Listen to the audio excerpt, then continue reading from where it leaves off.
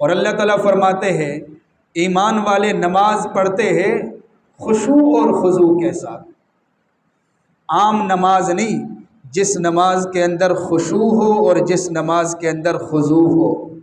خشوع خضوع کا مطلب کیا ہے کہ بندہ جب نماز پڑھے تو باطن سے بھی پوری طرح اللہ کی طرف متوجہ ہو، اپنی سوچ کے اعتبار سے اور اپنے باطن کے اعتبار سے، اور ظاہر سے بھی پوری طرح سکون کے ساتھ وہ نماز پڑھے۔ اگر ایک آدمی نماز پڑھتا ہے اور اس کی سوچ بھی چل رہی ہے، میری دکان، میری ملازمت، میری معیشت، میرا کاروبار، تو یہ خشوع خضوع نہیں ہے۔ نماز تو ہے لیکن خشوع خضوع نہیں ہے۔ ایک آدمی نماز پڑھتا ہے، اپنے کپڑوں کے ساتھ کھیل رہا ہے، اپنے جسم کے ساتھ کھیل رہا ہے۔ نماز تو ہے لیکن جو اللہ تعالیٰ کو مطلوب ہے اور جو مومنین کی پہلی صفت ہے وہ نماز نہیں ہے۔ جو اللہ کے ہاں مطلوب ہے وہ نماز ہے جس میں بندہ اندر سے بھی 100% اللہ کی طرف متوجہ ہو کہ میں رب کی بارگاہ میں کھڑا ہوں، اور ظاہر سے بھی سکون کے ساتھ کہ اللہ مجھے دیکھ رہا ہے۔ میرے دوستو، ہر معاملے میں ہماری کوشش ہوتی ہے کہ ہم آگے بڑھیں۔ اگر ایک آدمی ملازم ہے تو اس کی کوشش ہے کہ ملازمت میں وہ ترقی کرے، اور ایک آدمی اگر کاروباری ہے، تاجر ہے، تو اس کی کوشش ہوگی کہ میں تجارت میں ترقی کروں۔ اسی طرح ہماری ایک بھاگ دوڑ جاری ہے، لیکن نمازی بھی تو ہم سب ہیں۔ یہاں بھی ہماری کوشش ہونی چاہیے کہ نماز ہم پڑھتے ہیں، اس میں ہماری ترقی ہو جائے، اس میں خشوع اور خضوع پیدا ہو جائے، ہماری نماز وہ والی نماز بن جائے کہ ہم 2 رکعت پڑھے اور اپنے رب کو پکارے اور رب کی طرف سے لبیک ہو، ہماری دعا قبول ہو۔ ایسی 2 رکعتیں ہمیں نصیب ہو جائے۔ میرے دوستو، اس کے لیے سیکھنے کی ضرورت ہے۔ ایک حدیث میں آتا ہے، اللہ کے نبی نے فرمایا، ایک آدمی 60 سال نماز پڑھ رہا ہے اور یہ سمجھ رہا ہے کہ میں بڑا نمازی ہوں جی، 60 سال میں نے نمازیں پڑھی ہے، میری تو جوانی بھی نمازوں کے اندر گزری ہے، میری تو زندگی نمازوں میں۔ فرمایا وَمَا لَهُ مِن صَلَاةٍ، اللہ کے پاس اس کی ایک نماز بھی نہیں ہوتی، نامہ اعمال خالی ہوتا ہے۔ اس لیے کہ نماز کی شکل ہے، عادت ہے، نماز کی حقیقت نہیں ہے۔ 60 سال تک نمازیں پڑھ رہا ہے اور پیچھے نامہ اعمال خالی۔ ہماری جو ہم 2 رکعت 4 رکعت کی ہمیں توفیق ملتی ہے، ہم اس کو سیکھ کر پڑھنے والے بن جائیں۔ اللہ کے پیغمبر تشریف فرما تھے، ایک آدمی آیا، جلدی جلدی نماز پڑھی، سلام کیا، جانے لگا۔ آپ نے فرمایا ارجع فصلی فإنک لم تصلی، دوبارہ جا کے نماز پڑھ لے، آپ نے نماز تو نہیں پڑھی، ویسے اٹک بیٹھک آپ نے کی ہے۔ دوبارہ اس نے جا کے نماز پڑھی، پھر جب جانے لگا سلام کیا، آپ نے فرمایا ارجع فصلی فإنک لم تصلی۔ 3 دفعہ آپ نے یہ فرمایا۔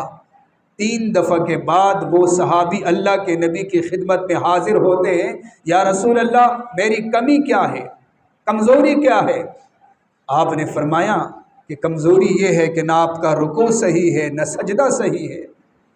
آپ صحیح طریقے سے اعتدال کے ساتھ رکوع کریں، اعتدال کے ساتھ سجدہ کریں، تب آپ کی نماز اللہ کے ہاں قبول ہوگی۔ ہمارے ہاں مسجدوں میں ہم نے دیکھا ہے کمزوری ہماری 2 جگہوں میں زیادہ ہے، ایک رکوع اور ایک سجدہ۔ رکوع میں جاتے ہیں تو پوری طرح جو کمر سیدھی ہونی چاہیے اس طرح کا رکوع ہم نہیں کرتے۔ نمبر 2، اس کے بعد سیدھا نہیں ہوتے، بلکہ بعض لوگ تو رکوع سے ہی ڈائریکٹ سجدے میں چلے جاتے ہیں، جبکہ قومہ بھی واجب ہے۔ 2 سجدوں کے درمیان بیٹھنا یہ ضروری ہے، یہ واجب ہے جلسہ۔ لیکن ہم نے دیکھا بعض ساتھیوں کو ایسے جیسے کوئی ٹونگے مار رہا ہو، ایسے سجدے کرتے ہیں۔ بھائی ہم جو نماز پڑھتے ہیں ہمیں یہ سوچنا چاہیے کہ ہماری نماز یہ نہ ہو کہ ہماری نماز ہم پہ لعنت بھیجے۔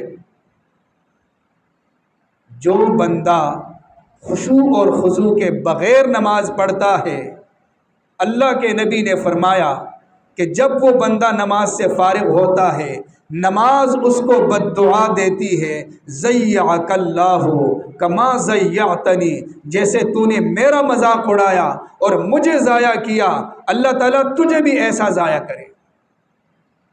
کہیں ایسا تو نہیں ہے کہ ہم نماز کی نیت سے آ کر مسجد میں ہم نے کہیں نماز کا مذاق تو نہیں اڑایا، کہیں ہماری نماز ہم پر لعنت نہ بھیجے، کہیں اللہ ہماری نماز کو ہمارے چہرے پہ نہ مارے۔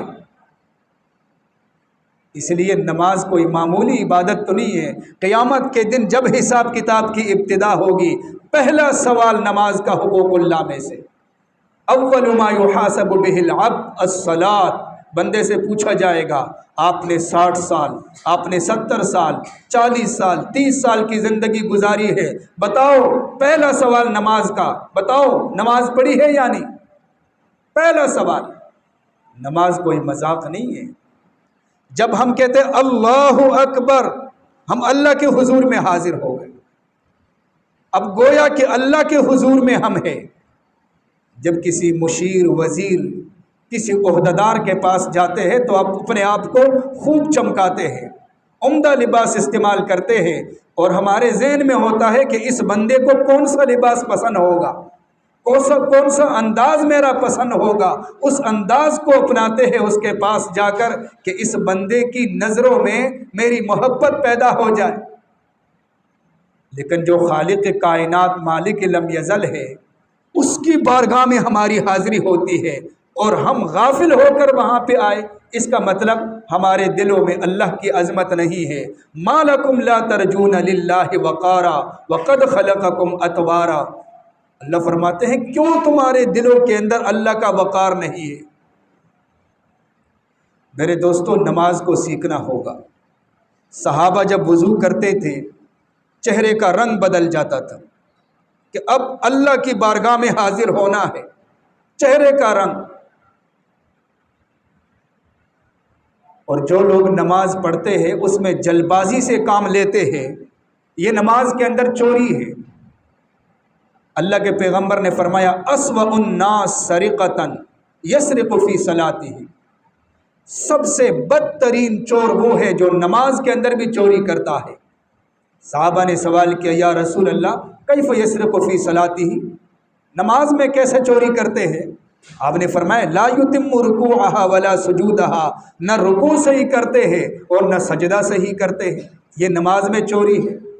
کہیں ہم مسجد میں آ کر نماز کے اندر چوری تو نہیں کرتے؟ اس لیے ہمیں محنت کرنی پڑے گی، وقت نکالنا پڑے گا۔ اگر کوئی آواز لگ جائے نا کہ کوئی بہت بڑا تاجر ہے جو ہمیں بتائے گا کہ کاروبار کے اندر کیسے ترقی ہوتی ہے، تو لائنیں لگ جاتی ہیں۔ تو بھائی نماز کو سیکھنے کے لیے بھی ہمیں وقت نکالنا ہوگا۔ اور جو لوگ غافل ہیں، نماز نہیں پڑھتے، وہ ذرا قرآن پڑھے، کم از کم قرآن کا ترجمہ تو ہمیں پڑھنا چاہیے، ہر بندہ سمجھ جاتا ہے۔ اللہ تعالیٰ کا فرمان ہے کہ جب جہنم والوں کو جہنم کی طرف بھیجا جائے گا، کہا جائے گا ما سلککم فی سقر، تمہیں کس چیز نے جہنم میں ڈالا، کون سا تمہارا وہ عمل ہے جس کی وجہ سے تم جہنم کی طرف جا رہے ہو؟ وہ کہیں گے لم نک من المصلین، ہم نماز نہیں پڑھتے تھے، بے نمازی ہے۔ میرے دوستو، نماز یہ فریضہ ہے، ہر مسلمان پر فرض ہے، مسلمان کی پہچان ہے۔ وہ کون سا مسلمان ہوگا جو نماز نہیں پڑھتا اور اپنے آپ کو مسلمان کہتا ہے؟ بات صحیح احادیث میں آتا ہے، اللہ کے نبی نے فرمایا کہ جو نماز نہیں پڑھتا اس کا اسلام کے ساتھ کیا تعلق ہے؟ کلمہ ہم نے پڑھا لا الہ الا اللہ، مسلمان تو ہو گئے، لیکن ہمارے اسلام پر دلیل پھر نماز ہے۔ سینے کے اندر ایمان ہے، کسی کو کیا پتہ؟ دلیل ہونی چاہیے۔ دلیل عبادات ہے کہ یہ مسلمان ہے، اگر کلمہ پڑھا اور جانوروں کی طرح زندگی بسر کر رہا ہے، کفار کے طرز پہ زندگی بسر کر رہا ہے، کہاں سے ایمان آ گیا؟ ایمان کی کوئی دلیل ہے ہی نہیں۔ بھئی جہاں آگ لگتی ہے تو دھواں اوپر اٹھتا ہے، لوگ دھوئیں کو دیکھتے ہیں تو یہ سمجھتے ہیں کہ نیچے آگ لگی ہوئی ہے۔ اسی طرح ہمارے سینے کے اندر ایمان ہوگا تو ہم عبادت کر سکیں گے، یہ ایک دلیل ہوگی۔ دوسری آیت میں نے پڑھی ہے آپ کے سامنے، سورہ جمعہ کی آیت ہے، یا ایھا الذین آمنوا